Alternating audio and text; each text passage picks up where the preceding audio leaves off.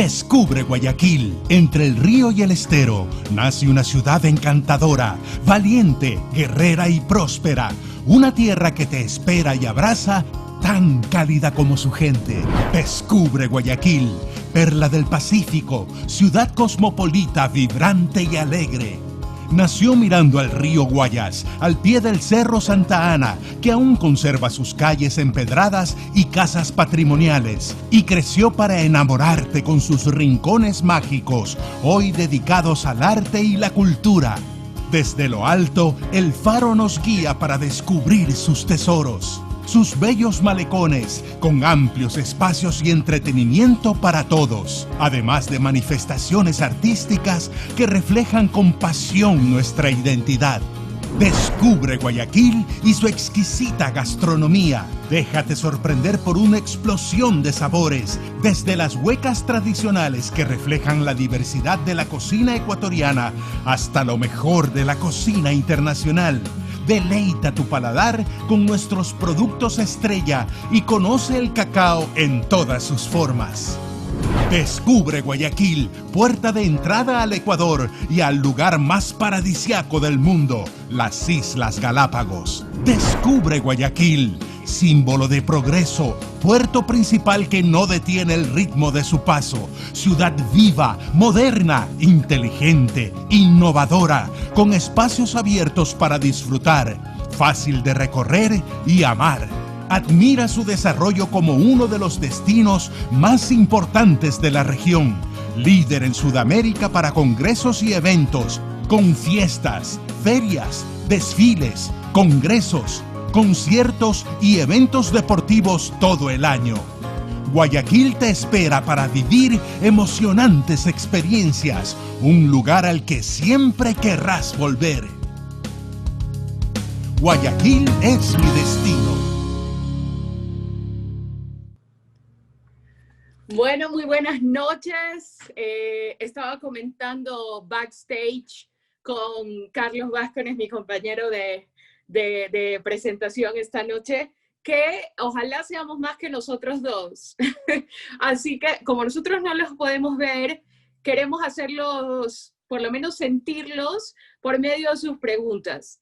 De hecho, no sé, Carlos, qué te parece, pero creo que una forma muy linda de conocer a los autores y de conocernos nosotros a nosotros mismos es por medio de las preguntas de nuestro público. Así que nosotros vamos a conversar mientras ustedes se animan a hacer preguntas, pero anímense, que así esta conversación se vuelve más amena.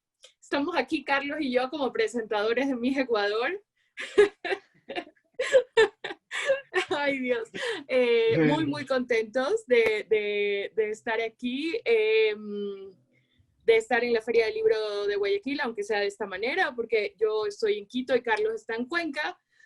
Pero aquí estamos. Muchas gracias por acompañarnos en este chat, en esta mesa. Y sobre todo quiero agradecerle a Carlos Vázquez, escritor cuencano, queridísimo amigo, magnífico anfitrión. Eso ustedes no lo saben, pero si van a Cuenca, busquen a Carlos.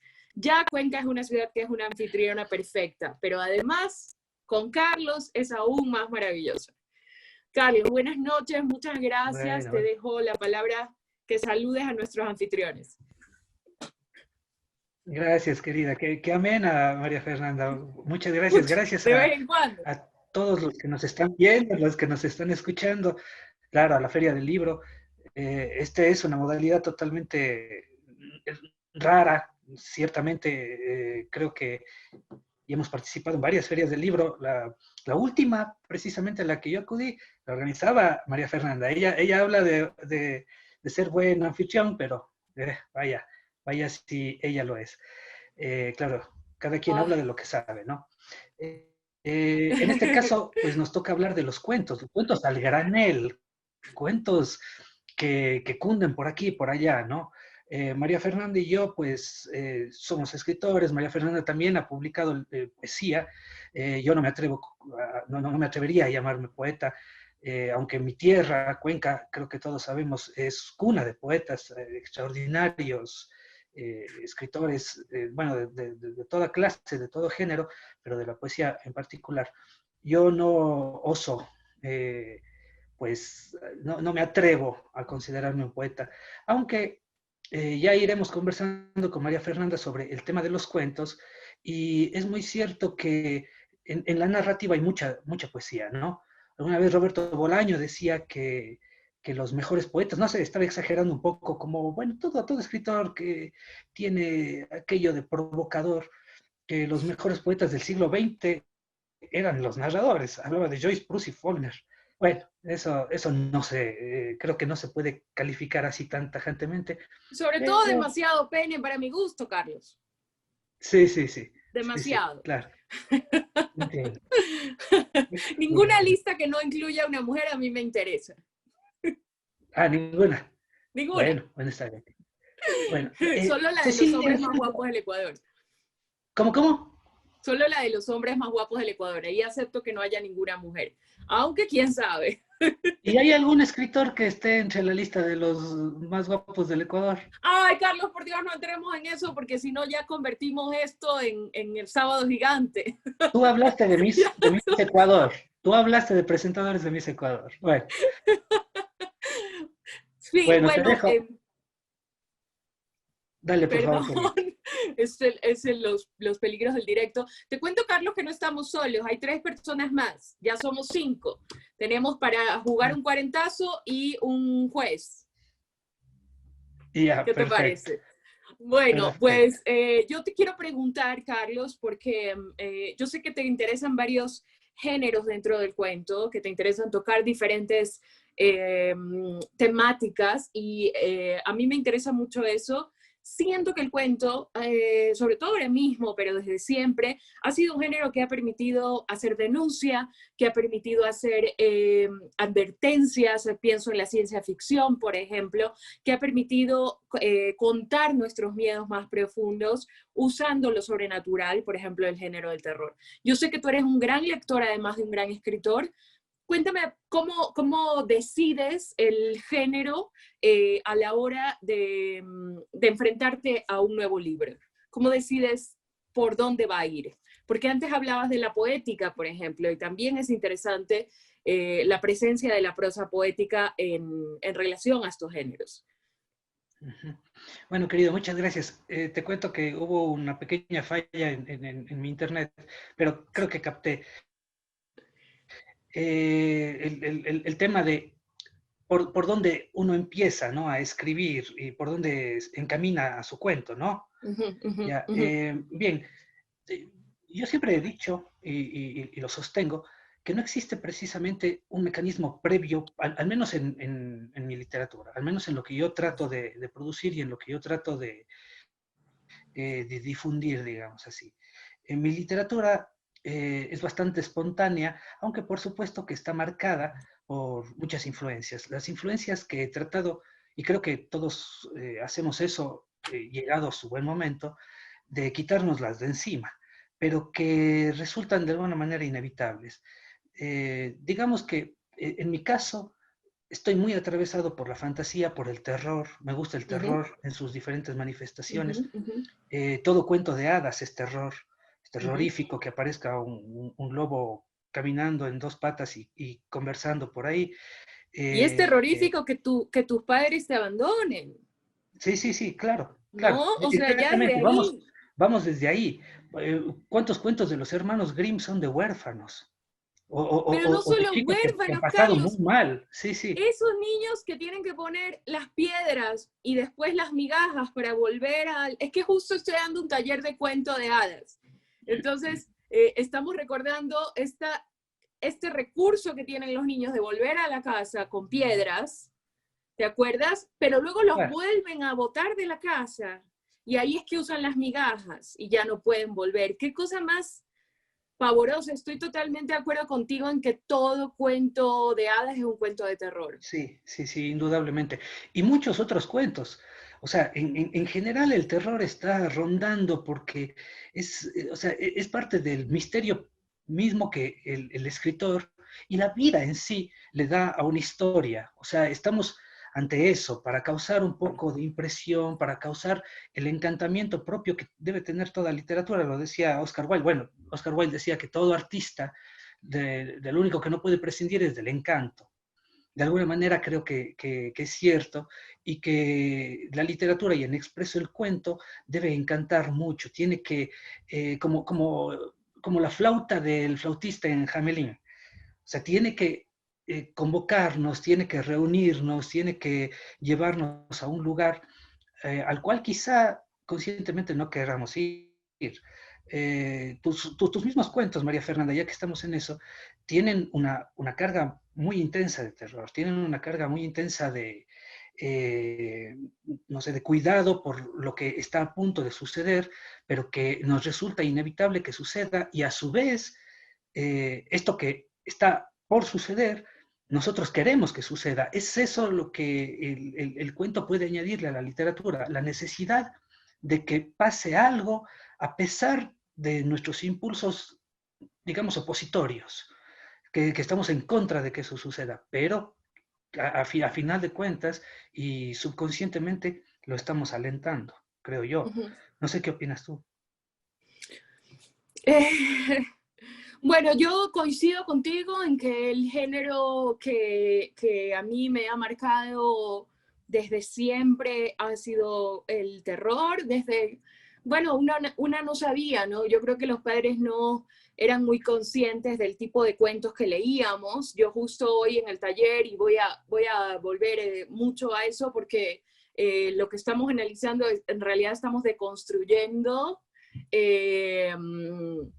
un montón de discursos, prejuicios, adoctrinamientos que la cultura occidental y seguramente la oriental tiene lo suyo, nos ha dejado a los que crecimos leyendo cuentos de hadas. Y además, no solo eso, sino que ya lo sabes tú bien, en las categorías de Propp, por ejemplo, perdón que me ponga académica, un paréntesis chiquitito, Propp era un señor que analizó los tropos, los tipos de personaje, y como una especie de cliché, ¿no? El héroe, el villano y las cosas que se hacen entre ellos para desarrollar un cuento de hadas, ¿no? Él desmigajó, hizo como una taxonomía del cuento de hadas. Entonces, esa estructura del cuento que Propp analizó también, se ha seguido utilizando en todo, en las telenovelas, en las comedias románticas, en las películas, en mucha literatura, que aunque parezca que no, bebe de esa misma estructura, ¿no? Entonces, yo soy una fascinada del género del cuento desde pequeña, y de sus posibilidades del terror.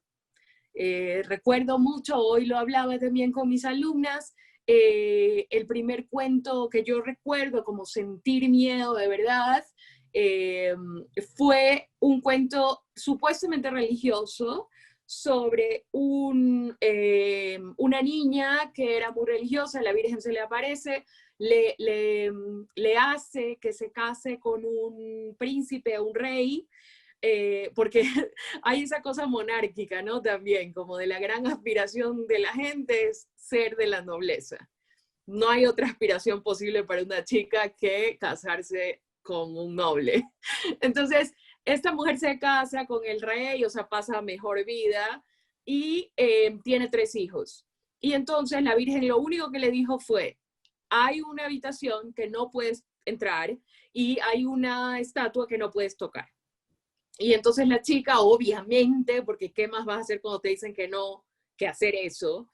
Y entonces va y la toca y su dedo se convierte en oro, se vuelve dorado. Y entonces ella no puede ocultarlo porque no hay manera de quitarse el dorado del dedo. Y entonces la Virgen, atención a esto, Carlos, que a ti te gusta el terror también, le quita los hijos.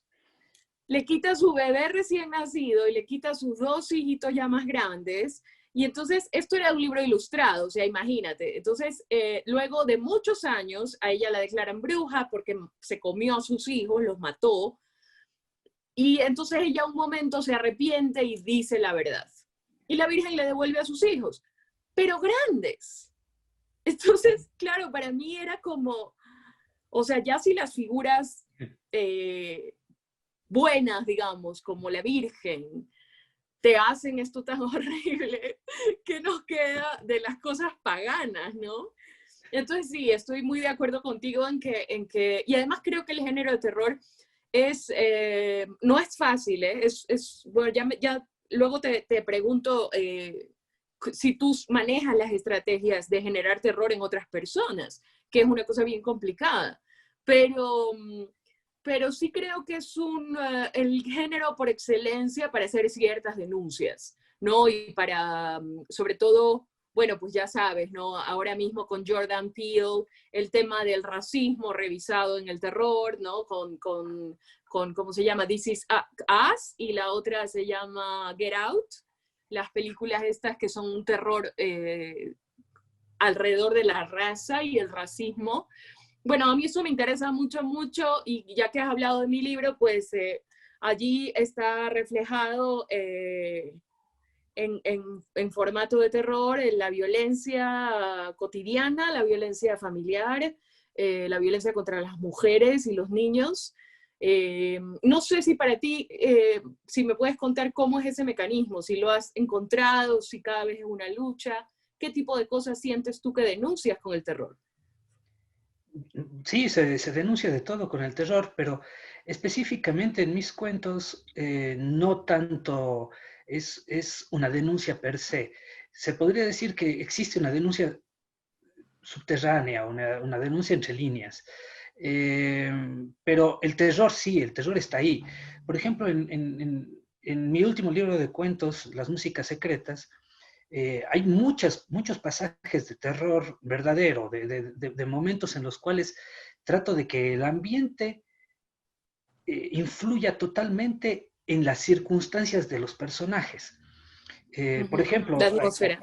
sí, hay un individuo que vive solo en una casa, bueno, despide, entre comillas, a su compañera y la siente en todo lado durante todo el resto del cuento. El cuento se llama Animalitos de Sombra, por eso de hacer los animalitos de sombra, ¿no? Ah, ok, ok, ok. Sí, que solemos hacer cuando somos niños. Y eso Porque puede ser aterrador, ¿eh? claro, claro. Uf.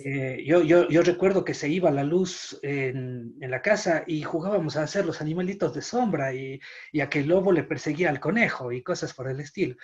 Entonces, el mecanismo del terror está ahí, porque además, como digo, el mecanismo del terror a nosotros nos atrae, nos llama la atención, lo queremos, lo necesitamos, porque estamos rodeados de fantasía. Las fantasías que nos hacemos nosotros mientras estamos esperando coger el bus, hasta las fantasías que vamos hilando día a día. ¿Cuánto nos gustan las películas de terror?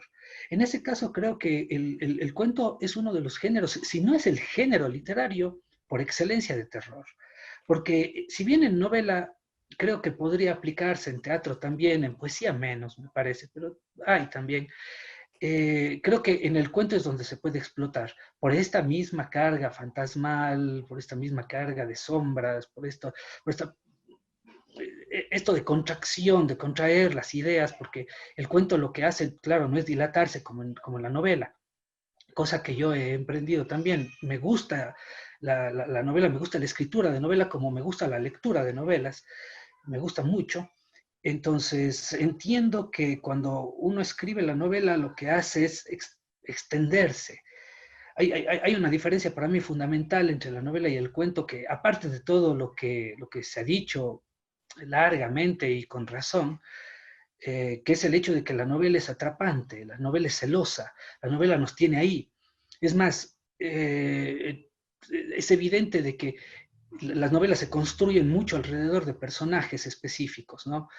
Y por eso grandes novelistas a lo largo de la historia no sueltan esos personajes, los retoman después, porque como que sienten que siguen presentes. Es muy celoso. La escritura del cuento invita a la promiscuidad. O sea, hay como coger de por acá, hay como coger un poquito de por acá. Y también ese Hay cambio de... gente en Argentina que nos está oyendo que se debe estar riendo de eso de coger un poquito por aquí, coger un poquito por allá. Ah, bueno. A ver. Ah, Gabriel Zúñigo, Saludito. Gabriel.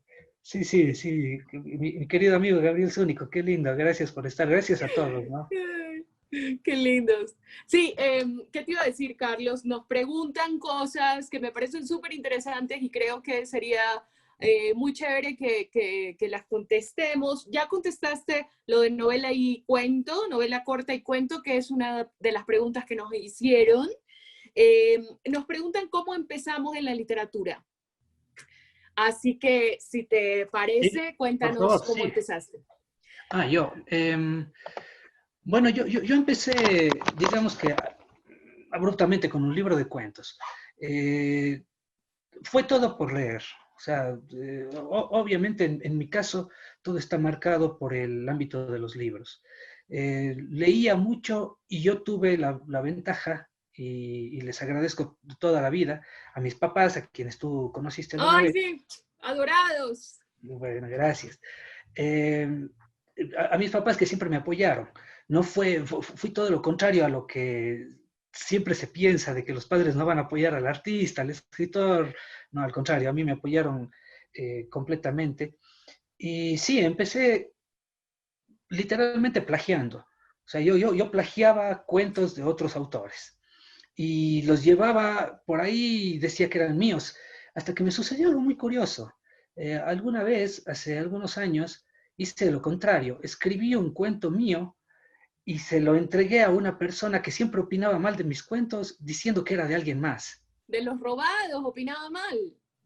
O sea, no. Mis propios cuentos, esta persona opinaba mal. Y un día de esos escribí un cuento y dije que era de otra persona. Se lo mostré a esta persona a su vez, mintiendo de que no lo había escrito yo. Y lo ponderó, lo vindicó, ¡Ah! lo comentó. Entonces, Era es- es- selectivo. eso fue un aliciente, te digo, porque, por supuesto, lo que nos pasa a todos, que alguna vez nos releemos, nos podemos avergonzar y decir, no puede ser que esto me haya salido a mí, es terrible, es vergonzoso. Pero también, así como hay los momentos tristes, hay los momentos gratos. Entonces, mi literatura surge así, surge literalmente de la lectura. Y sí, yo debo decir, yo crecí leyendo dos libros muy antagónicos. Leía la Biblia literalmente y religiosamente todas las noches. Yo era un chiquillo que en el colegio, a los únicos 15 años que salí fueron a los 15 años de mi hermana. Hasta que me gradué del colegio nunca más salí a una fiesta y no quería, no me interesaba. ¿Cómo no te iban a apoyar tus padres? Pues es el oficio de escritor, si es el más solitario y más zanahoria de todos. Bueno, Bueno, zanahoria no sé. bueno, zanahoria, un poco. Depende. Sí, depende. Pero Ay, no, yo soy súper zanahoria y tú también. sí, un poco. Sí, sí, sí. Pero te cuento que no salía porque no alcanzaba. A mí me encantaba el fútbol y me soñaba futbolista. Entonces, entrenaba todos los días muchísimo. Y de verdad, a las 7, 8 de la noche ya no podía más con mi propio cuerpo. Luego me di cuenta que el fútbol no era lo mío, no tenía el talento suficiente. Pero bueno, o sea, lo intenté espiritualmente. Pero eso de dormir todas las noches con ese libro, y un libro como era El Retorno de los Brujos, que es un libro muy mal leído, ¿no? Que tiene Uy, muchos lo cuentos conozco adentro. perfectamente. Ya. Adentro del Retorno de los Brujos está todo el Alep de Borges, por ejemplo, o sea, entre otros. Y cuando leí el Alep de Borges, yo debía tener 15, 16 años, yo alucinaba, no podía creerlo. Decía, ¿qué es esto? Es otro cuento de terror. Un hueco en el sótano de la casa de Carlos Argentino Daneri donde ves todo. ¡Qué terrorífico, por Dios! Yo no Total, quiero. total, total, total. Borges tiene mucho de cosas terroríficas. Esa gente Él, encerrada, esos él era asesinatos. terrorífico. Él Él era era, él terrorífico. era terrorífico, exacto. Él era como un monstruo. Sí, Sí, sí, sí, tal cual, de Guillermo del Toro. sí, sí, algo así. Paulo. Oye, justo que estás hablando de la Biblia, qué loco, porque recuerdo el retorno de los brujos clarísimamente y además muy precoz. Yo debe haber tenido 10 o ¿Ah? así y empecé a leer y esto es surrealista, es demasiado para una cabeza infantil. Así nos va, Carlos, así nos va. Claro, claro, claro. Nos preguntan sobre la iglesia, el tema de la religión en el género de terror. No sé si en el que nosotros hacemos o en el que nosotros consumimos, pero eso es una de las preguntas. Bueno, ya eso depende. A ver, en esto coincido con el escritor cuencano Jorge Dávila, quien hace escasos, yo qué sé, 4 días, en una entrevista radial, dijo algo que yo comparto por también mi educación, mi crianza, pero sobre todo por un escritor inglés llamado Chesterton, Gilbert K. Chesterton, que afianzó muchos de mis pensamientos y muchas de mis ideas acerca de la religión, sobre todo de la religión católica cristiana, ¿no? Y es que coincido con el Jorge, digo, en que la fe es una virtud, es un don. Ujú. Y creo en eso y creo que hay muchas personas que no lo pueden entender porque no lo tienen como don. Puede ser algo feo, así como yo entrené tanto para ser futbolista y no tenía el don. O sea, podía jugar bien, corría bien, tenía sentido, criterio, pero no tenía esa otra cosa. Eso El je ne que, sais quoi. sí, sí, sí, eso que nadie sabe qué es, pero qué es lo que importa. Ujú, Así, eso. ujú, ujú. Entonces creo que, y esto lo sostengo también por algunas frases de Herman Melville en Moby Dick, en las cuales hay unas discusiones que pasan muy desapercibidas muchas veces por los lectores, pero son teología pura y en las cuales también se esgrime este tipo de pensamientos. Yo no creo que en la literatura, o la literatura, y mucho menos los cuentos, deben estar atravesados por ningún tipo de doctrina ni deísmo. O sea, eso no debe existir de Te por hemos sí. perdido tu audio, Carlos. Hola. Hola, ya Ya, habíamos perdido el audio. ya, bueno, con esto concluyo la idea. Digo que en general la literatura no creo que debería estar atravesada por ningún tipo de doctrina, ni deísmo, ni ningún tipo de religión, aunque se deje ver de alguna manera, porque eso fluirá como el sentido estético, digamos. O sea, es algo que sale sin que lo, a ver, sin que nos lo propongamos literalmente, pero que por el trabajo fluye, ¿no? Entonces, yo no considero de ninguna manera literatura de buen nivel la literatura que está atravesada por la religión o la que va encaminada directamente a la religión. No la creo así. Creo que hay libros maravillosos sobre religión, pero no en sí la creación basada en la religión. A pesar del propio Chesterton, que tiene El hombre que fue jueves, que tiene muchas claves, ¿no? Pero no es la gran novela universal ese libro, ¿no? O sea, la Pues literatura. yo voy a llevarlo, lo de la religión, más al tema puramente sensorial y puramente en relación a la presencia del mal, ¿no? Y a la existencia del mal. Yo creo que una de las frases más aterradoras que yo he escuchado en mi vida, yo fui una niña muy religiosa, eh, como solo puede ser religiosa una niña que cree en la literatura y en la fantasía, ¿no? Que es otro tipo de fe. Sí, Y sí. yo era muy fantasiosa, era muy solitaria, tenía muchos complejos físicos y se me dificultaba mucho hacer amigos, contrariamente a lo que parezco ahora. Entonces,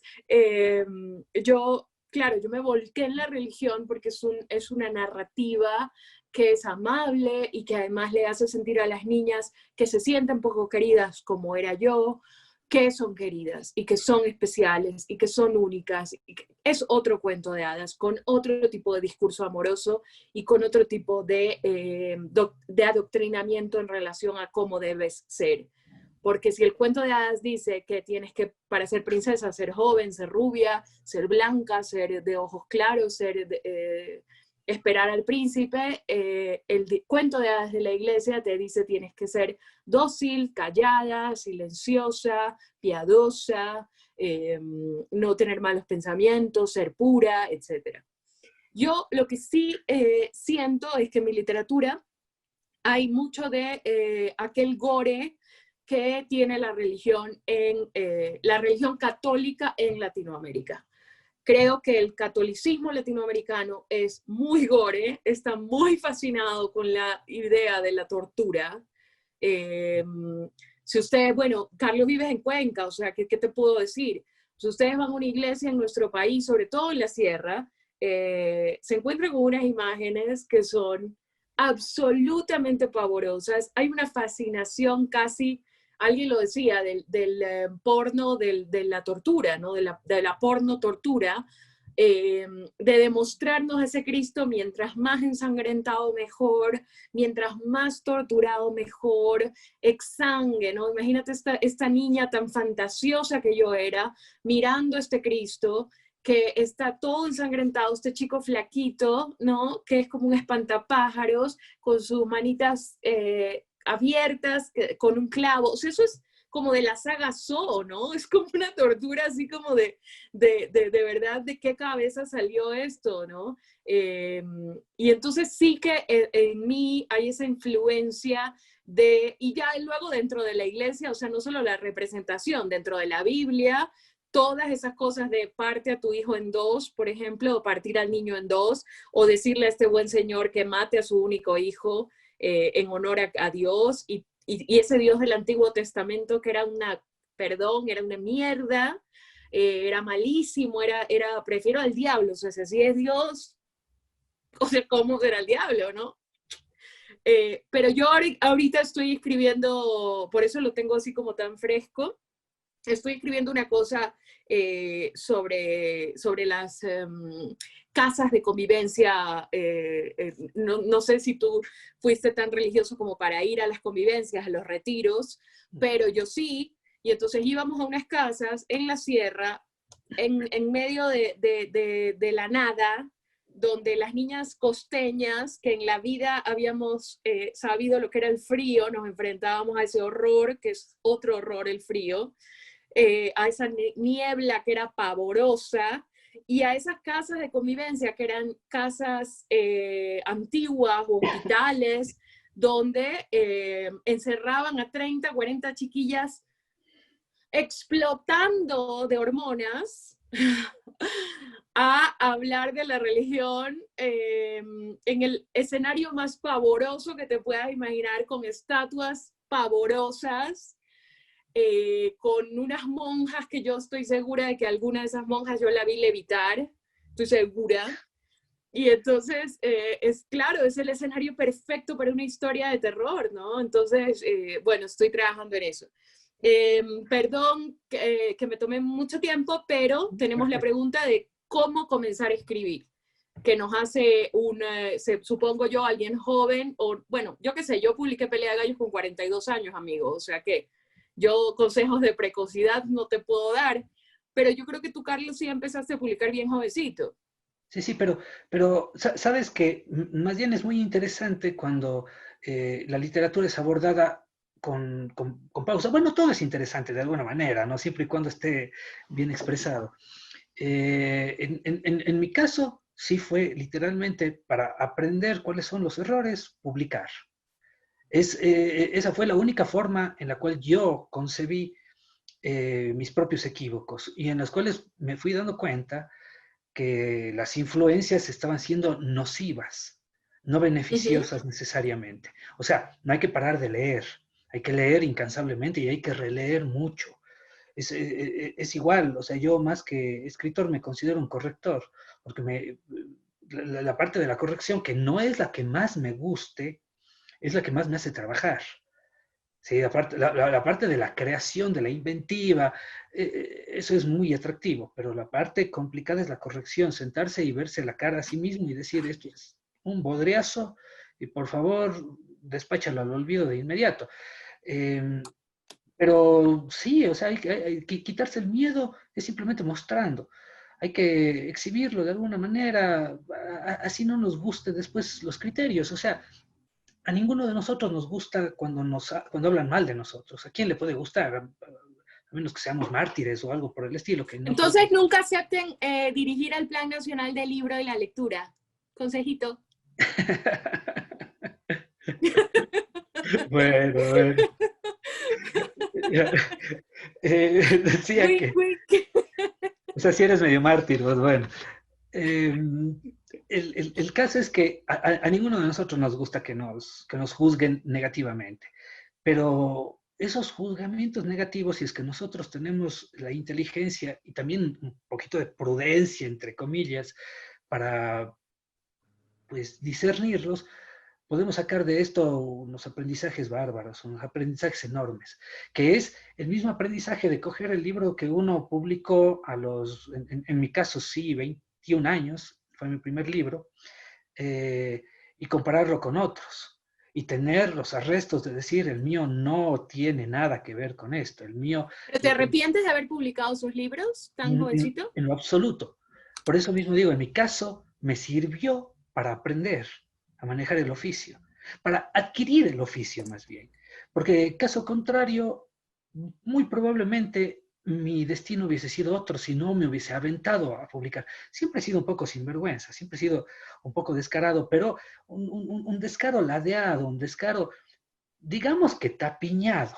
Eres O sea, cuencano, hijo, ¿qué? Di bueno, eso. puede ser. Por ejemplo, no hablo muy bien de mí mismo, pero me encanta que otros estén hablando bien de mí. O sea, eso es algo que me gusta bastante, que puedo hacer. Ay, pero ¿a quién no? Pues hijo. Claro, claro, pero en literatura a veces no es tan bueno que a uno le lambisconen demasiado.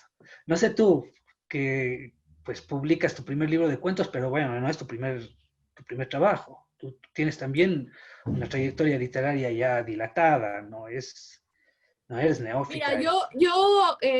querido joven, o sea, no sé si eres joven, igual tienes 70 años y quieres empezar a escribir, no importa. Perfecto. De hecho, me parece que fue Marguerite Yourcenar que me publicó Memorias de Adriano como a los 50 y pico, o sea que, y fue esa locura de libro, o sea que yo, contrariamente a mi amigo querido Carlos, yo no estoy de acuerdo en publicar joven, digamos, en publicar sin haber encontrado tu voz y sin haber hecho un, digamos, examen de conciencia lo suficientemente fuerte para decir, esto merece estar en la calle, esto merece estar en la biblioteca de alguien. Sabes que yo sinceramente, yo estudié literatura y muchos de mis compañeros en aquella época publicaban. Y yo agradezco no haber caído en eso porque yo era cursi, sigo siendo súper cursi, pero ya no tanto. Pelea de gallos no es tan cursi. Imagínate calificar Pelea de gallos de cursi. Pero yo era muy cursi. Y escribía unas cosas muy ñoñas, románticas, copiando a Borges, por supuesto, copiando a todos los... y saben que les voy a decir una cosa, amigos. Estamos viviendo los últimos días del planeta. Así es la cosa. ¿Y saben qué son los libros? Árboles. Arbolitos que me dan sombra, como la canción de Tico Tico. Entonces, piensen bien si quieren que exista un libro en lugar de un árbol. Sobre todo los guayaquileños, amigos, recuérdenlo. Entonces, yo siento que sí hay que, o sea, en mi caso fue así, yo sí siento que hay que madurar lo suficiente para que encuentres tu propia voz sin la urgencia de soy una autora publicada. Y hay otra cosa que a mí me parece también muy importante y es que lo que tú puedes aportar a la historia de la literatura. Yo... sin egocentrismos, porque para mí es muy difícil volver a leer Pelea de Gallos. Yo, cuando me hacen leerlo en público, pues respiro hondo y leo, pero yo no lo he vuelto a leer entero. Me cuesta regodearme, me cuesta encontrar problemas y encontrar cosas que mejoraría. Yo no hubiese publicado nunca, yo estaba ahí corrigiendo todo el tiempo. O sea, yo sí necesité primero tener la madurez suficiente como para afrontar las críticas y segundo, que no me importe. O sea, yo he vivido cosas tan difíciles en la vida, yo fui inmigrante, estuve indocumentada, he tenido pérdidas, un divorcio dolorosísimo. No me importa que digas el libro de María Fernanda Pura una basura. Te juro por Dios que no me importa. O sea, ¿sabes qué? Chévere. Es chévere, loco. Chévere. Entonces, yo creo que eso a los 20 años, cuando era una joven estudiante de literatura y decían eso, me hubiera ido a tirar al Guayas, a morir. Con lo cual, amigo, proyecto de escritor, yo te recomiendo que te lo pienses bien, que leas muchísimo, muchísimo, muchísimo, veas lo que ya está escrito, veas lo novedoso que tú puedes aportar y por favor piensa en los árboles, amigo. Por favor, piensa en los árboles en el momento en que estés tentado a publicar. Y una cosa que yo sí les recomiendo también mucho es que, nos estamos comiendo el tiempo, perdón, es que le hagan leer su obra, su trabajo a mujeres, porque a mí me fue muy mal enseñándosela a hombres. Yo era muy jovencita y a mí los escritores ecuatorianos, pues me parecía que todos eran los señores en los que estamos pensando, ustedes y yo. Y que ellos eran la única voz autorizada para decirme algo sobre mi literatura, porque si ellos eran el canon y yo quería de alguna manera pertenecer a un tipo de canon, ellos tenían que darme el visto bueno. Y sus respuestas fueron nauseabundas, como suelen ser de los señores pagados de sí mismos y que se quieren mucho a sí mismos. Nadie es suficientemente bueno. Quizás es lo que te pasó a ti, Carlos, con esa persona a la que tuviste que mentir el nombre del autor, ¿no? Porque... te escucho y creo que es cierto que ese es un camino. Borges, en su cinismo, cuando le preguntaron cuál era el peor invento en la historia, él dijo que la imprenta. Porque desde la imprenta se ha impreso cualquier cantidad de barbaridades. Entonces, claro, él decía antes de eso se seleccionaba mucho.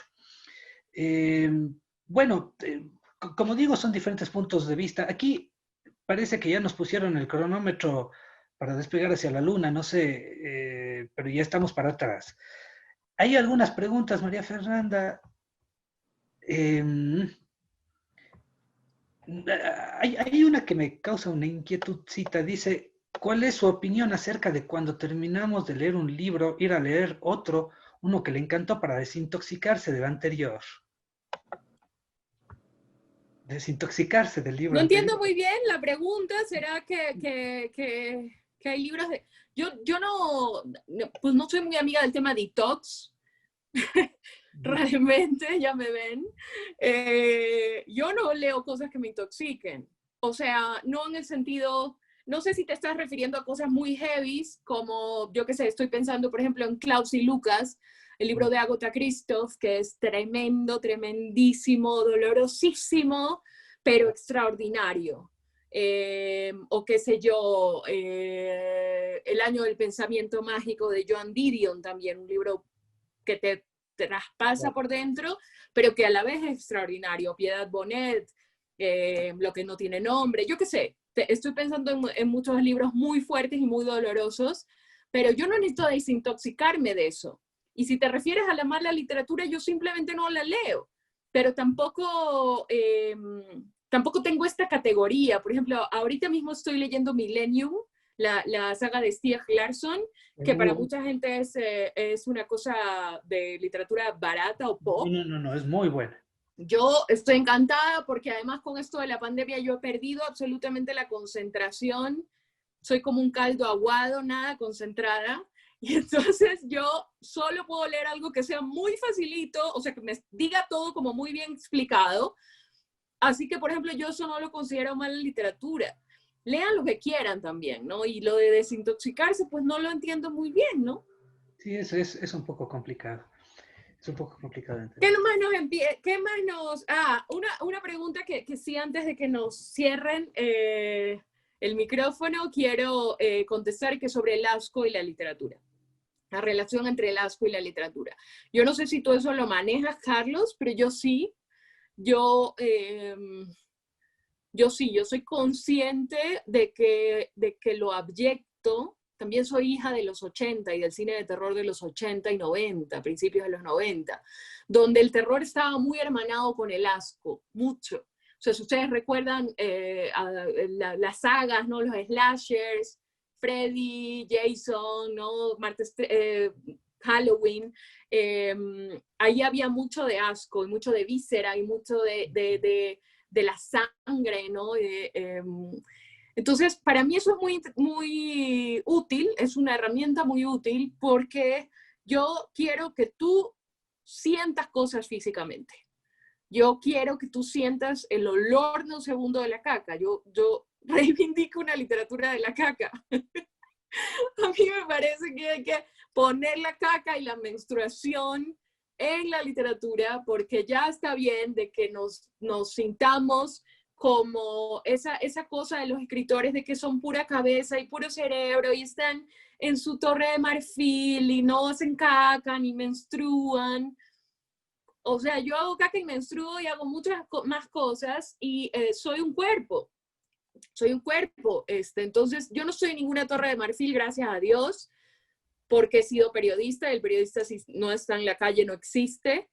Pero yo sí uso los mecanismos de la reacción frente al objeto, porque creo que es una excelente forma de decirle al lector, de agarrarlo del cogote y decirle, tú vas a mirar esto aunque no quieras, ¿no? Porque no puedes dejar de mirarlo para contarle esa historia que yo quiero contar.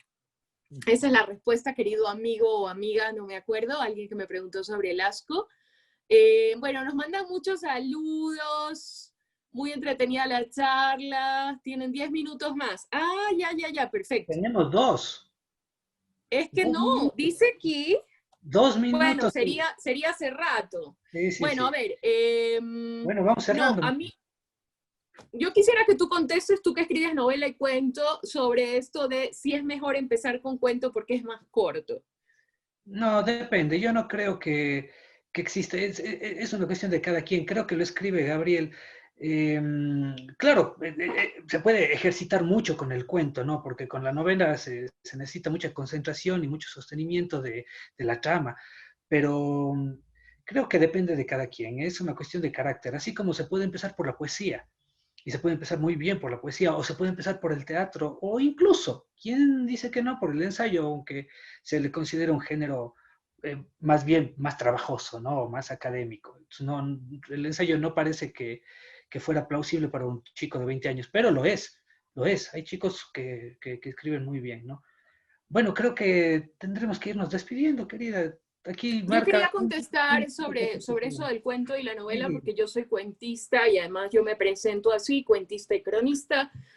Y hay una cosa que le hacen a los cuentistas, no sé si te lo hicieron a ti, que es preguntarte para cuándo la novela, que es una cosa de para cuándo la boda, para cuándo el hijo, ¿no? Bueno, ya me ven aquí, soltera, hola. No, o sea, ¿cómo para cuándo? ¿Cómo? ¿Creen que mi vida como escritora, mi trayectoria como escritora va a estar, digamos, incompleta si yo no publico una novela? Es decir, el cuento no es suficiente, el cuento es como una cosa para soltar la mano, para amateurs, y realmente la novela es lo que vale. Yo estoy súper en contra de eso, o sea, me cabrea, me pongo furiosa, Querida, porque realmente... marca Si 20 segundos. No sé si ya, será... hijo, pero no es que se van a destruir nuestras cámaras, pues si nos pasamos un minutillo. Yo Creo que creo disfrutan. que no vamos a morir, no nos van a disparar, no sé, Veamos, Carlos. veamos ¿Tú si qué nos cortan sabes? Cuéntamelo. automáticamente. ¿Qué Veamos si nos... sabes? ¿Qué sabes que yo no sé? No, nada más eso, que yo siento que Nada Carlos, más. qué respetuoso es que es hijo de maestros. Entonces él es, pero como suizo. Sí, sí, total, total. Yo no, yo soy guayaquileña, en fin.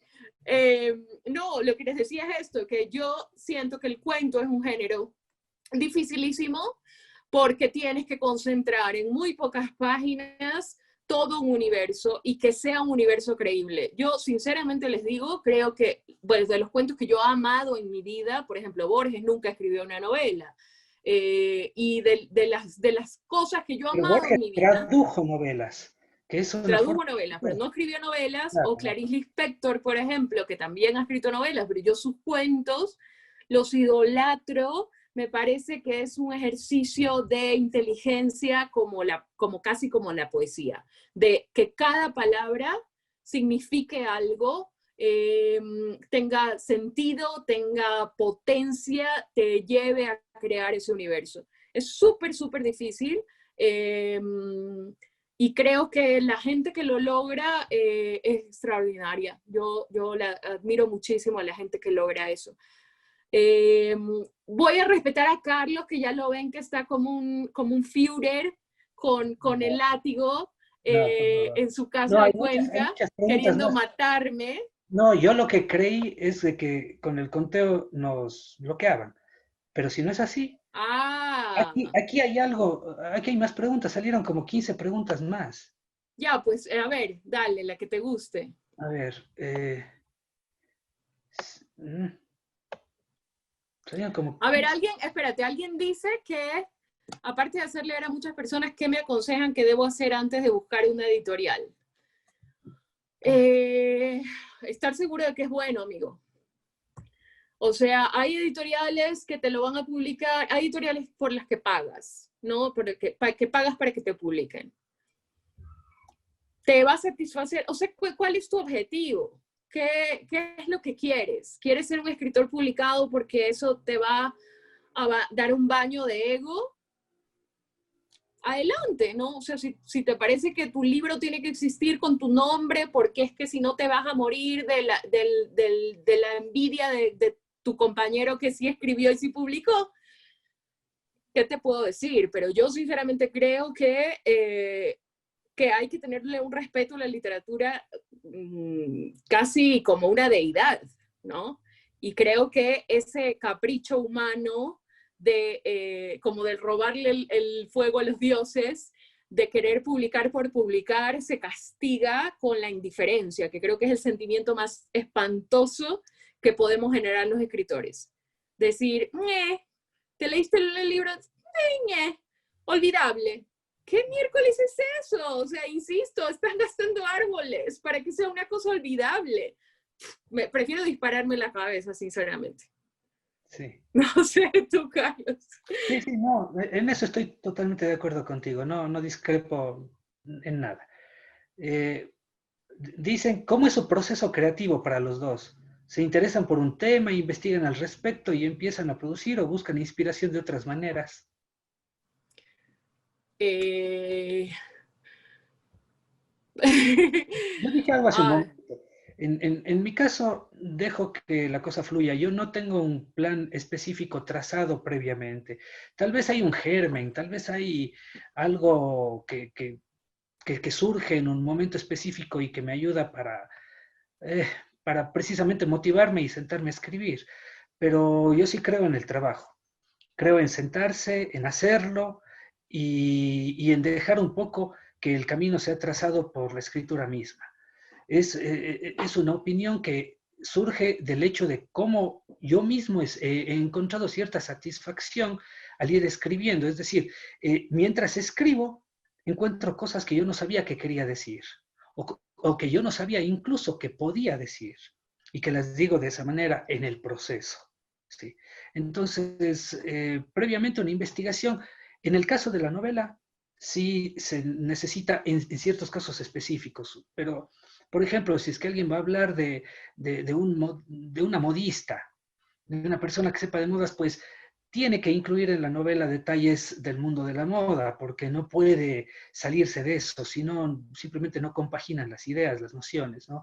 O si alguien hace, mi primera novela, El violín de Ingres, lo digo en español, el apellido del pintor francés, está situada en la época napoleónica en Francia.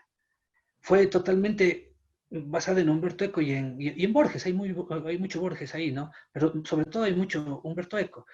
Y por supuesto, para escribir de esa época hubo que investigar arduamente. El cuento permite otras licencias, no digo de que no se deba investigar, pero permite otras licencias. No sé qué opinas tú. yo no investigo nada, la verdad. Yo no le llamaría investigar. Creo que investigar es una palabra que no entra para nada en mi proceso creativo. Yo siento que cada cuento sale de mí como saldría un feto, un bebé, pero no con la maravilla de que nos han vendido del milagro de la nueva vida, sino aquello que es verdaderamente el parto: caca, vagina abierta, hemorroides, horror, sangre, cosas humanas, placenta, etc. O sea, yo sí siento que es una cosa súper orgánica. Yo no puedo escribir de nada que no me obsesione. Yo siento que las cosas que digo salen de las tripas, que no se pueden forzar. Entonces son historias muy cercanas a mí. Siento que ese consejo de escribe sobre lo que sabes, a mí me ha servido. No sé si le sirve a todo el mundo, pero a mí me ha servido. Yo sé cómo son las dinámicas familiares en Latinoamérica, cómo fue mi dinámica familiar, cómo es la relación de las mujeres con la violencia y de los hombres con la violencia. Sé lo que es la pérdida de la inocencia, sé lo que es darte de bruces con la realidad dolorosísima del mundo, eso que llaman madurar y crecer. Entonces, para mí, todo eso viene de una cosa sanguinolenta, de una cosa casi como de coágulos que se transforman en cuentos. Y por eso están vivos, siento que están vivos, siento que hay que buscar que la literatura esté viva. Si no, ¿para qué? O sea, si quieres contar una historia de un detective en Manhattan o en New York o en Italia que no sé qué, que hace esto y lo otro, a mí me parece que, bueno, pues ya se hizo, ¿no? Ya se hizo, Patricia Highsmith. O sea, creo que hay que leer primero mucho, mucho, para saber qué es lo que ya se ha hecho. Entonces sí siento que por ejemplo, también mal que yo lo diga, pero Pelea de Gallos ha funcionado bien en las cabezas de los lectores, porque sí siento que había una cosa que les hacía falta sobre esto, sobre lo que significa ser mujer, sobre lo que significa ser adolescente, sobre la violencia, sobre los secretos que se guardan en las casas. Y de eso yo sé, y por eso de eso escribo y he escrito. Yo creo que ya nos van a cortar, Carlitos. Yo sé que tú estás angustiadísimo. No, en lo absoluto. Solo que no quisiera que nos corten justo cuando estamos hablando. Ahora dice... Bueno, nos piden recomendaciones, ¿no? Que eso es así como un clásico que estamos leyendo. A ver, dale. Pero de cuentos debe ser, ¿no es cierto? No, supongo que de lo que te dé la gana, amigo. Yo soy muy desordenado, tengo un tipo de lectura muy desordenada. Recientemente he estado leyendo estos dos, que son... Este es una maravilla, de George Steiner, Extraterritorial. Y este libro, Los Crímenes de Alicia, de Guillermo Martínez, del escritor argentino, que claro, está basado en Luis Carroll y Alicia en el País de las Maravillas. Eso es lo que estoy leyendo. Si es que yo tuviera que recomendar de verdad una novela que me ha causado mucha impresión el último tiempo, es Stoner de John Williams, que mucha gente le está ponderando, le está leyendo ahora. Es una novela que ha pasado desapercibida y que la defiendo también. A ver, tú, querida, porque insisto con lo del tiempo. Está súper de moda solo leer a hombres, Carlitos. Tienes que ponerte el trending. El trending topic es recomendar mujeres. No, las grandes autoras que he leído últimamente, desde la Munro hasta, bueno, tiempo para atrás, creo que ya se acabó. Ahora sí creo que no tenemos a nadie. Ah, no, sí. No, las escritoras son maravillosas. O sea, Irene Nemirovsky, Svetlana Alexievich, que es espléndida. Lo que en verdad te decía es que yo sí he decidido hacer como un ejercicio de equidad, solo recomendar mujeres, porque es que me pasé 30 años de mi vida, bueno, 20, leyendo solo hombres, recomendando solo hombres, porque es lo que constituye el canon, ¿no? Sobre todo ecuatoriano, hasta ahora que pues, mereces una paliza si no recomiendas a Mónica Ojeda, por ejemplo, o a Natalia García Freire, tu compatriota.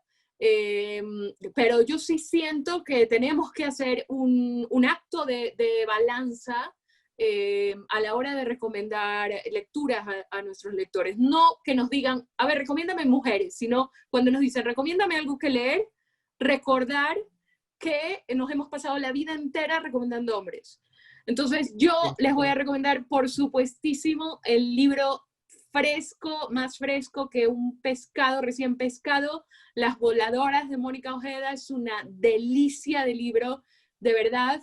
Y si se quedan con más ganas, Nuestra piel muerta de Natalia García Freire, una genia, o sea, estoy segura de que hay un antes y un después en la literatura ecuatoriana después de Natalia y después de Mónica. No solo ecuatoriana, latinoamericana. Creo que son dos prodigios de nuestras letras y siento que la literatura ecuatoriana que vale la pena a día de hoy recomendar y leer es la literatura escrita por mujeres. Ya lo siento, Carlos, pero también es parte de mi activismo hacer un poco de justicia. Y creo que, bueno, creo que ya nos tenemos que despedir, amigo. Se borró todo.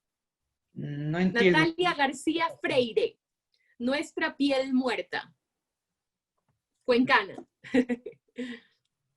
Bueno, Carlos, te mando un besote, un beso a tu familia. Muchas gracias, querida.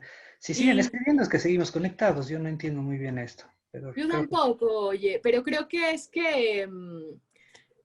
bueno, a mí ya se me quitaron varias preguntas, pero bueno, nada, recordarles eso y recordarles una cosa más, que es una cosa que también yo estoy haciendo durante esta pandemia, recomendarles que compren en librerías pequeñas.